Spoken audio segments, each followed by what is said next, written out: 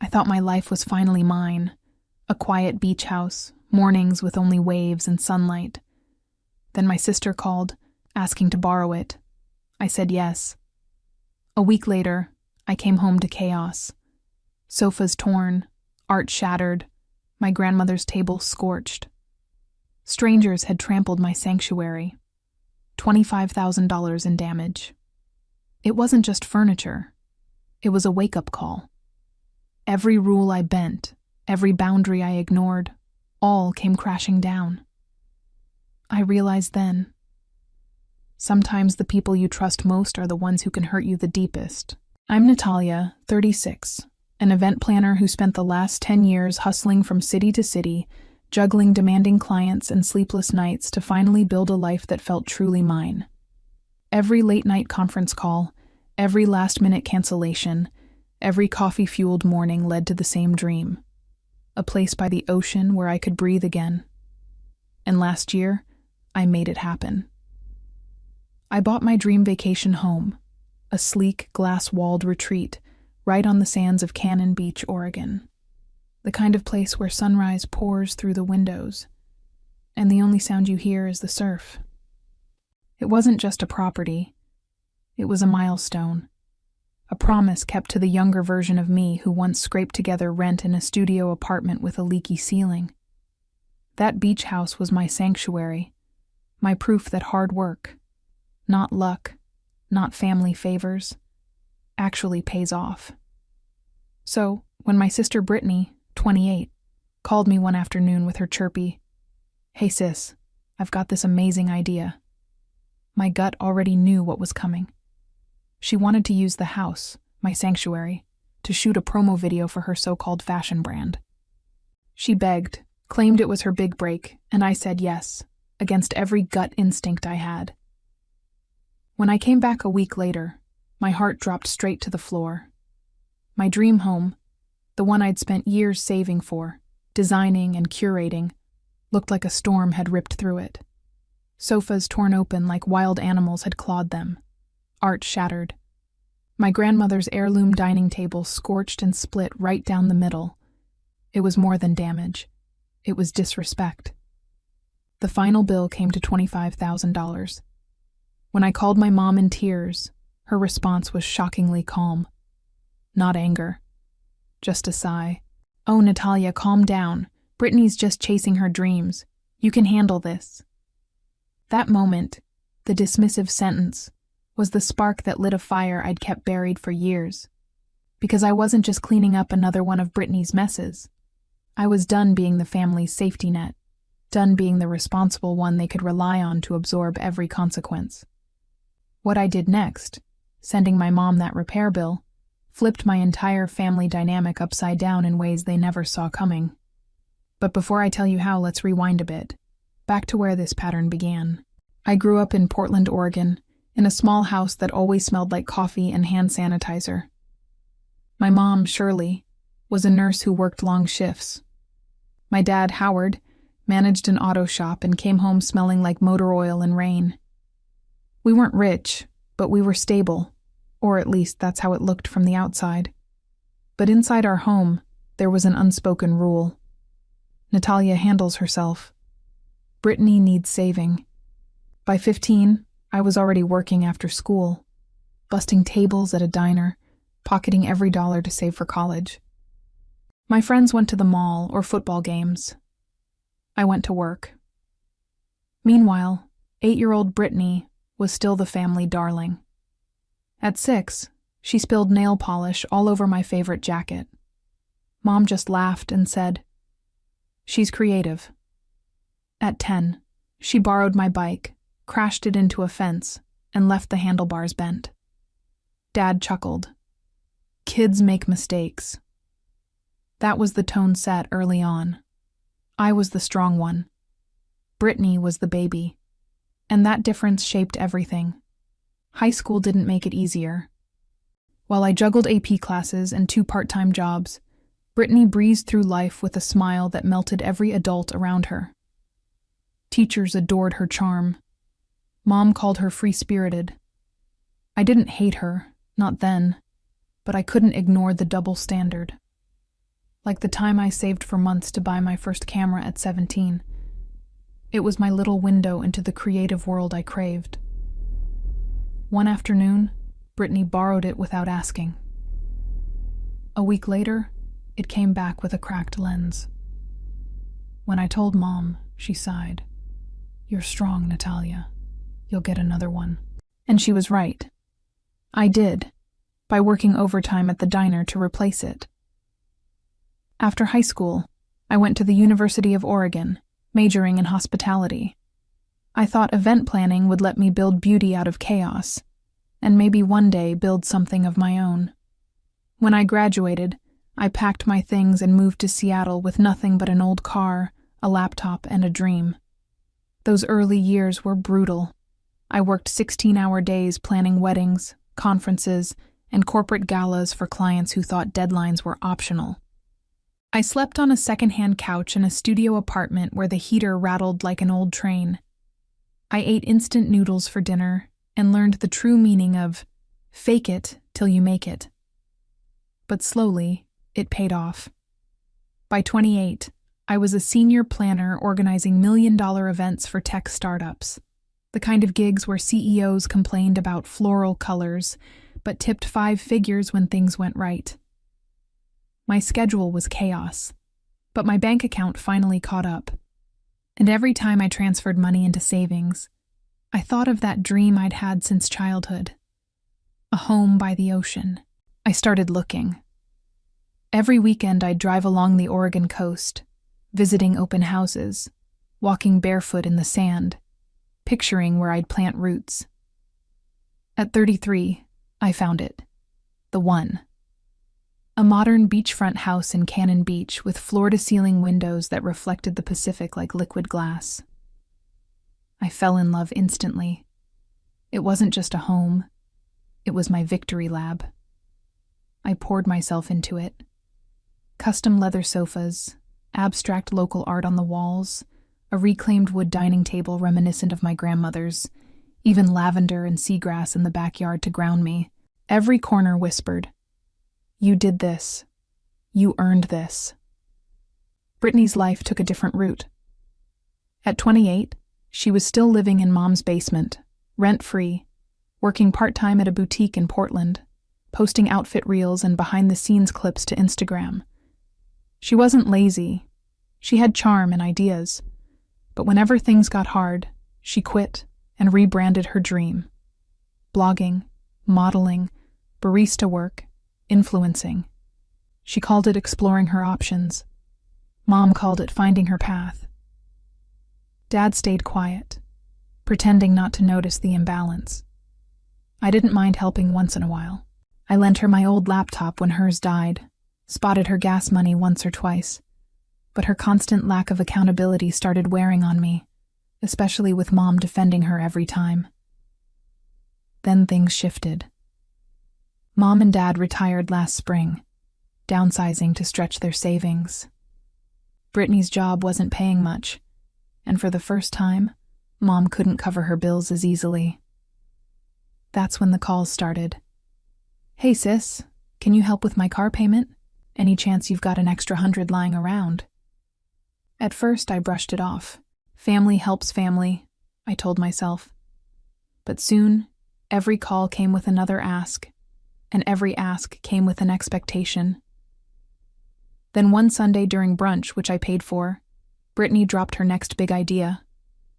"I'm pitching a promo video to this fashion brand," she announced, sipping the mimosa I bought her. "Your beach house would be the perfect backdrop." Mom's eyes lit up. "That's brilliant. You barely use it in spring anyway."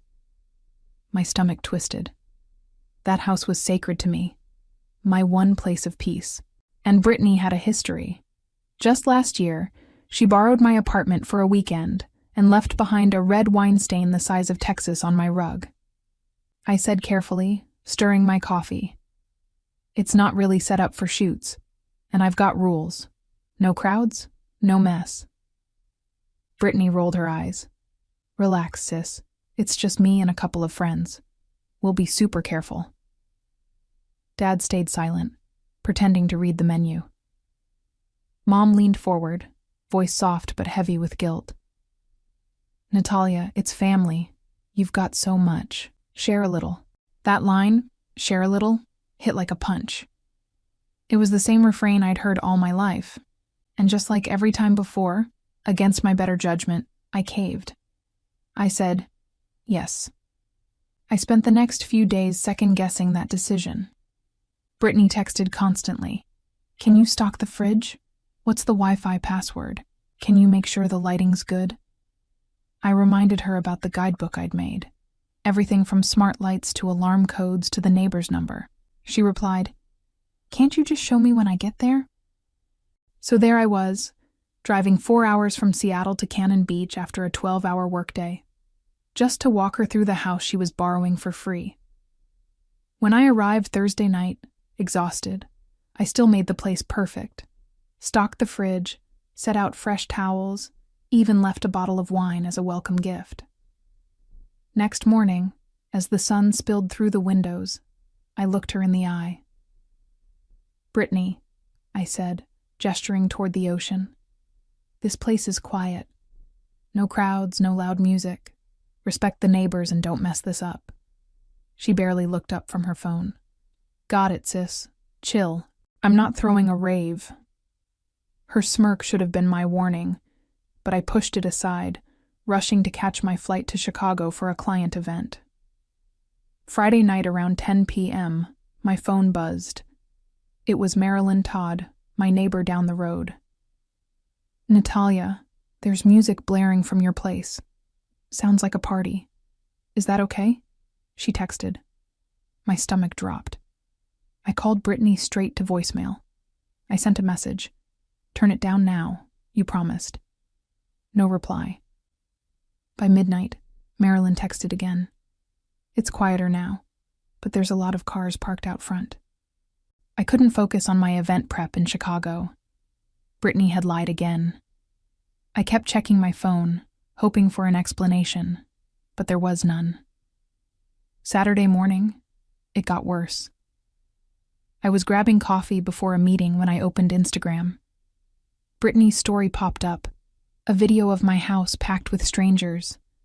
Lights flashed, music pounded, and people I didn't know danced on my deck, spilling drinks on my custom dining table. One clip showed Brittany posing on my leather sofa, now slashed with a tear, while her friends tossed confetti across the hardwood floors. Another showed someone spray painting her name on the garden fence, trampling the lavender I'd planted.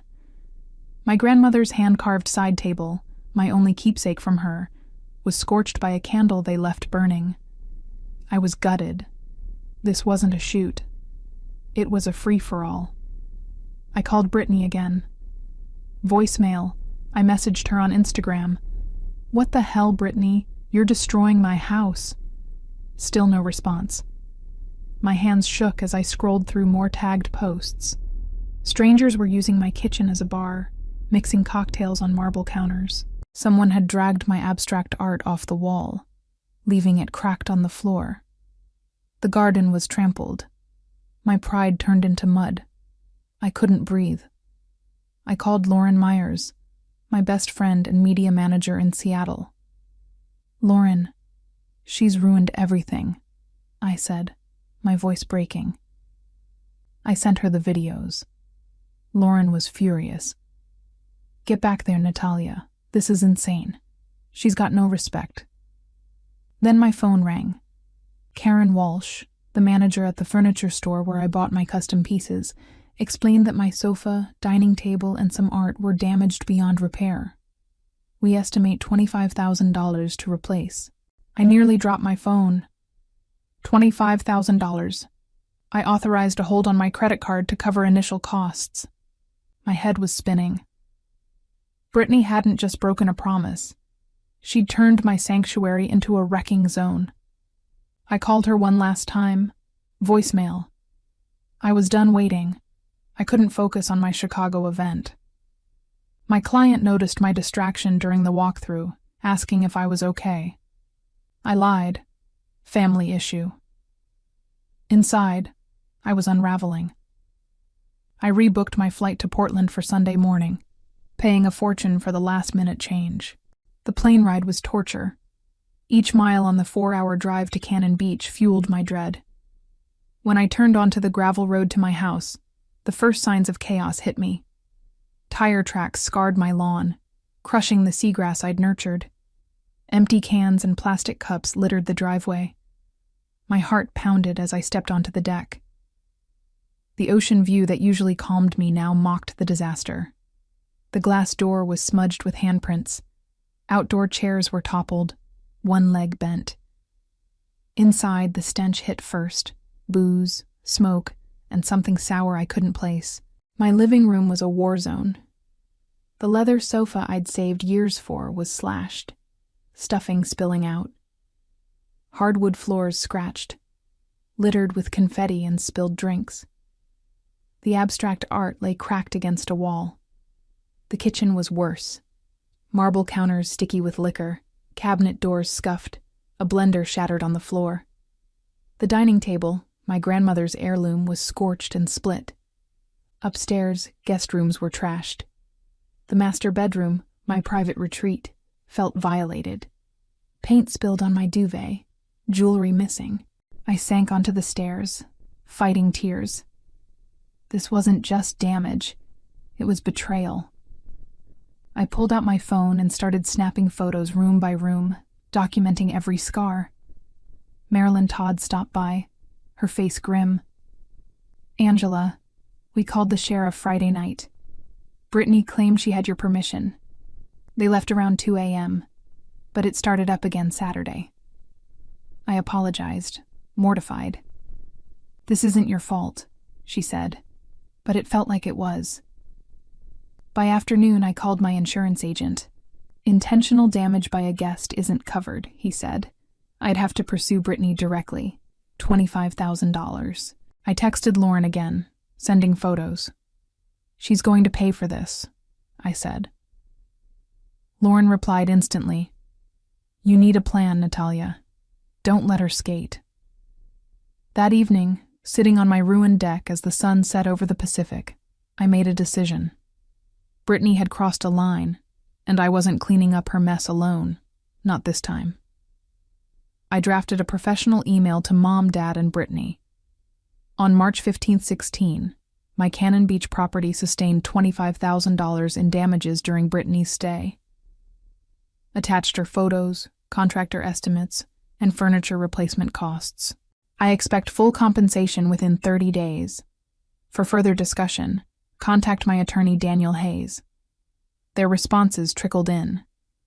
Brittany texted first. "You're joking, right? I'm not paying that."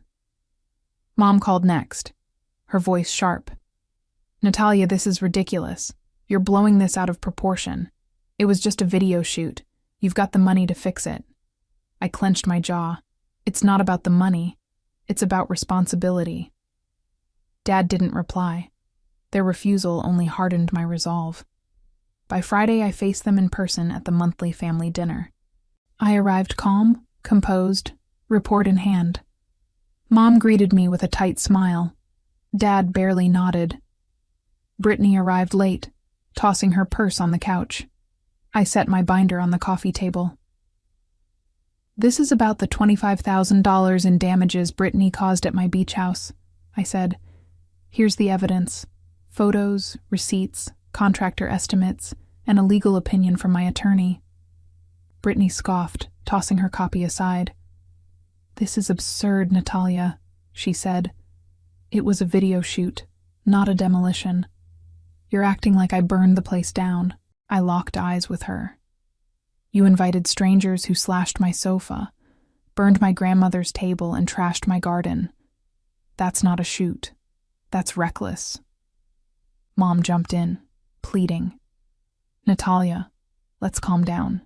Brittany's trying to build her brand. Can't we work this out as a family?" I shook my head. "I've tried. She hasn't apologized. Accountability matters." Brittany stormed toward the door. "I'm not paying a dime," she shouted, slamming it behind her. Silence settled over the table. Mom's eyes welled. "You're breaking our family over this," she whispered. "It's not about breaking anyone," I said. It's about respect.